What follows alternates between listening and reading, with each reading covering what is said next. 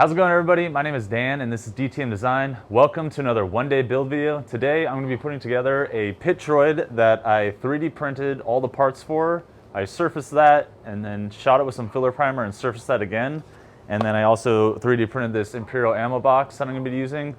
But yeah, this Pitt Droid has been sitting around on my desk for quite a while. It's been ready to go. All I really need to do is assemble and paint it, which this video will be about. And we're also going to be adding some light features to this model. And so I thought it'd be a really cool build to do, and I hope you guys enjoy it, and we'll get right into it right now. These are all the parts to the Pitt Droid that we have here. I haven't looked at these in quite a while, and you know, he's a little bigger than I remembered, but that's so cool. I like the size that he's at. And like I said in the intro, we will be adding lights, and this is where that light will be going. His eyeball will light up, and we're gonna kind of position him in a way where it's like almost looking at the viewer of the piece. And we're gonna be doing a desert planet because, I don't know, keep it Star Wars. I feel like I've only seen these on a desert planet before in Star Wars. And then we'll just weather up this box. I'm gonna make him real rusty, real dirty, real grungy. And he's also gonna have a little earth flare, if you wanna call it. He's gonna be reading a magazine. He's gonna be smoking some Camel cigarettes and kind of just add that into the Star Wars themed build. So it's not full Star Wars, and it's something, you know, someone who maybe not be into Star Wars can appreciate for a different reason. I just went ahead and started playing with the model, putting it back together and just positioning it and playing with that and getting all my electronics out. All right, so I have started slowly assembling here and just kind of getting an idea of how it all went back together because I haven't looked at this in quite a while. And so yeah, pretty much when I did originally plan it, drilled holes all the way up as far as I could through the body and stuff. Now, I don't know if I ever planned on going through the top of this body like that, but what I think I'm gonna do here is there's this panel that goes back there. So I'm gonna put that there and either gonna like drill some holes or something on the back of this panel or kind of like cut a rough flap, and then I'm gonna do like some storytelling kind of thing and just like put some brackets that are holding it on like that look like they're welded. So it looks like he's been repaired. And these wires are kind of they have to just come out this way because the way he did the repair, whoever owns this droid, I guess you'd say. Trying to get him to obviously sit over here, and then the wires will go through the box and down to the base, connect to this battery. And then I have this on-off switch, which I'm gonna decorate and make look a little, fit the piece a little more, but I'll show you that when we get to that. That's ways down the road. After that, I had the Pitt Droid and I kind of broke him while I was fiddling around with him where I glued him, and so I realized I'm going to have to put some support there. And with the holes I already drilled for the wiring, I just put some brass tubing up him to give him support. And then these hands right here, I don't know where the pieces went, but I used to have these pieces that went into the arms and then connected the forearm and the bicep of the arm. And so I had to pretty much go and recreate those on my own. Alright guys, so I started working on the arms here. Like I said, I was using this plastic styrene tube and it went right into the hole of this arm, and then I used just these flat pliers right here to kind of squish it, and then I made these two circles which I'm going to glue on the outside. They're the same diameter as this circle. I kind of just eyeballed it and I cut it with some scissors out of the styrene, and then sanded them to make them a little more round, a little more circular, no sharp edges on them. And so hopefully all that should just click in there. So I've been doing some work on this stuff for a little bit. I did it off camera just because it's kind of like tedious. I don't know what I'm doing yet 100% because I had to build this from scratch. But there's this little hand. I don't know if it's too small or not. It kind of looks a little too small, but I don't know. I kind of like it. I don't want it to be too big, and I don't want to spend a lot of time on something like this. I forgot to mention how this was actually made in that last clip. So I just put the dowel rod in there, or dowel rod, this piece of plastic, into the forearm piece, and then I used the drill and put a piece of copper wire in there. You can kind of see it underneath all the glue and shit. And then I used two pieces of styrene, like square tubing, or like 2x4 type, whatever you want to call that. And then just some like little stuff. I mean, I know there's not a lot of detail in the hand and a lot of mechanic stuff, but it's, I don't know. I'm just trying to keep the build simple here and get the build done really. Doesn't have to be perfect, doesn't have to be canon. This is my own thing. All right, so we finished up the hands. So I got it as panned, widely palmed, because that hand's gonna be holding the magazine open. And then we got that with his fingers kind of set up to be able to hold the cigarette. These guys are about to get primed up. Just the guy though. The box has already been primed. This thing's ready to go for painting once we get there. So there he is, all together. I always liked the Pitt Droid growing up. I don't know why. He's just a cool looking thing. I like the big eye. I like the disc head. This is a really good looking robot.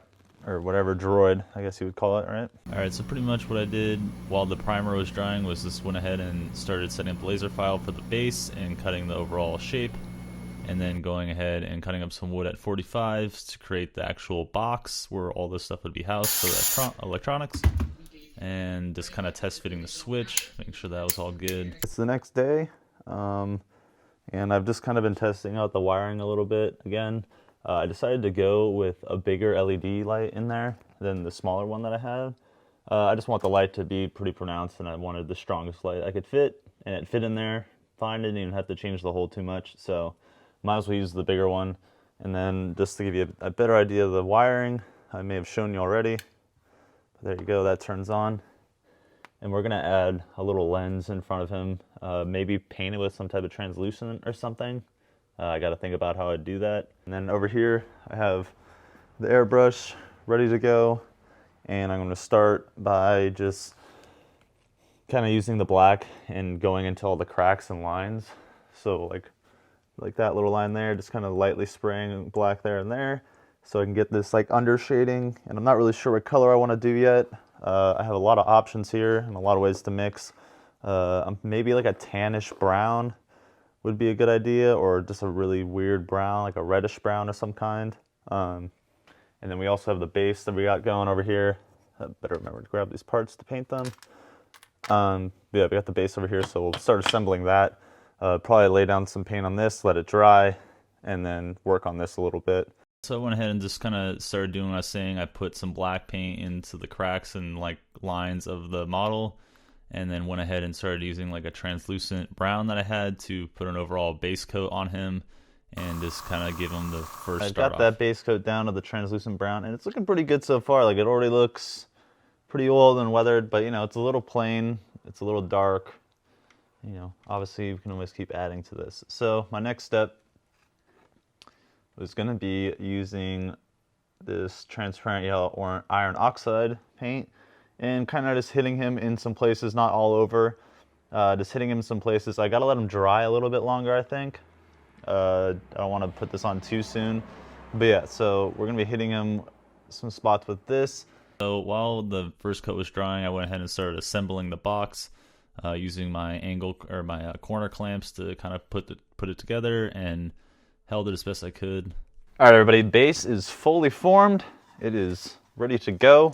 I can paint it, I can do whatever. I can start building the texture on top. I got the hole right there for the switch. It's a little rough. Maybe I'll patch that up with some more putty real quick. I patched up the sides with some putty, just because there's some big gaps.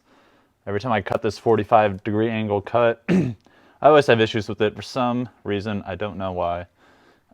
There was the worst, biggest gap right there, but it's a quick little build.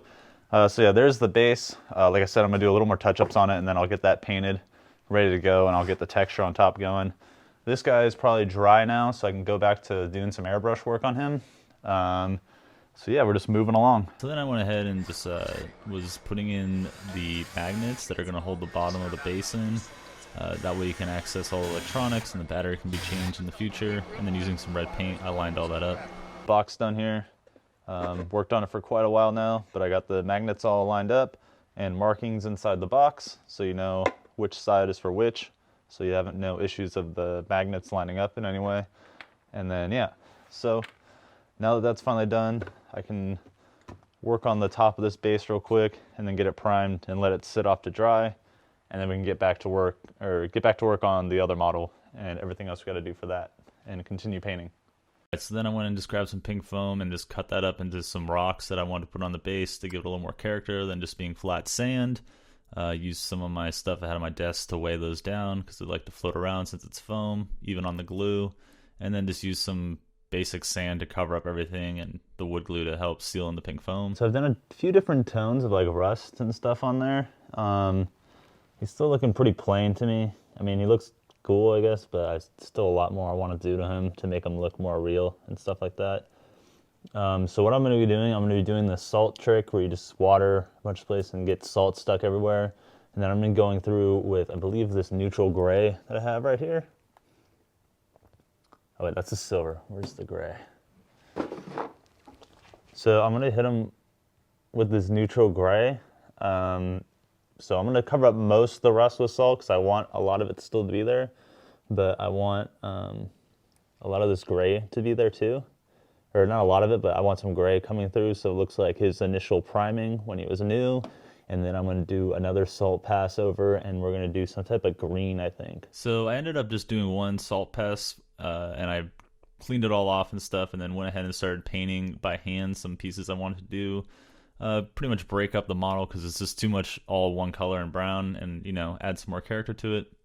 So starting off with a white base and then from here I was going to do some washes over the top of this to help create an effect of the color I wanted. Took a little bit to get the right color, so but I I've got done a bunch of painting on him now, and he's kind of weathered up.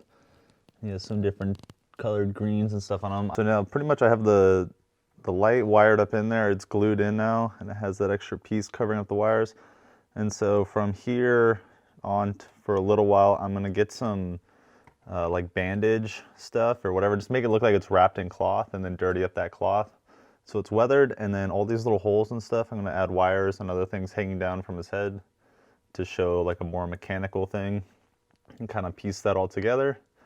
We have the box down there that's going, and then I also have this primed, and I'm just going to paint that up with some black on the sides, do some brown, reddish, tan, Mars-looking earth tone colors on that with the airbrush, and that'll be the base.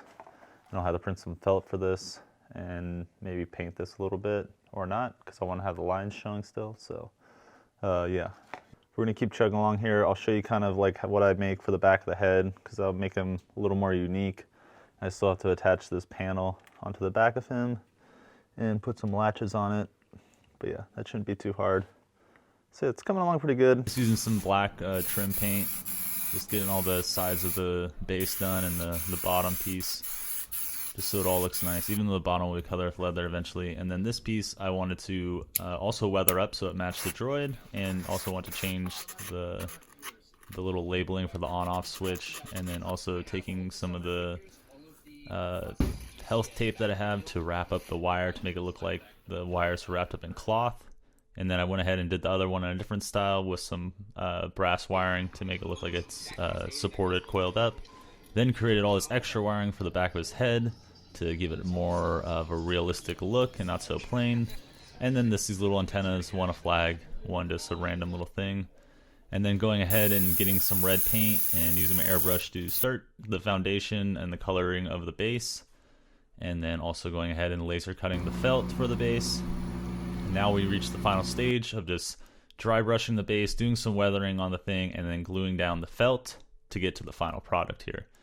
I also did laser cut out a clear lens and then use some translucent orange to paint that to give it an amber look. And here's me doing the dry brushing that I mentioned a second ago to get a more realistic base. And then going ahead and doing a little bit of pastel work on him, and then using a little method I like to do where it's just a little bit of super glue, and then you take the pastel weathering stuff and cake it on there, and then it gives a nice crusty rust look on the model. Pretty simple. And this is a magazine that I created the cover for, so it's a little play on Playboy, Play Droid, and I found some sexy robot photos that are done by a Japanese artist and created the little magazine for his hand. So he'll be hanging out reading that. And then last thing to do is just kind of put the electronics all together and wire them up, and then use some heat shrink to make sure everything was professionally like sealed and done and just, you know, well put together. And put a little number 7 on his flag, no real reason, and then there's the rusted up piece. So the model's done, and here's what it looks like.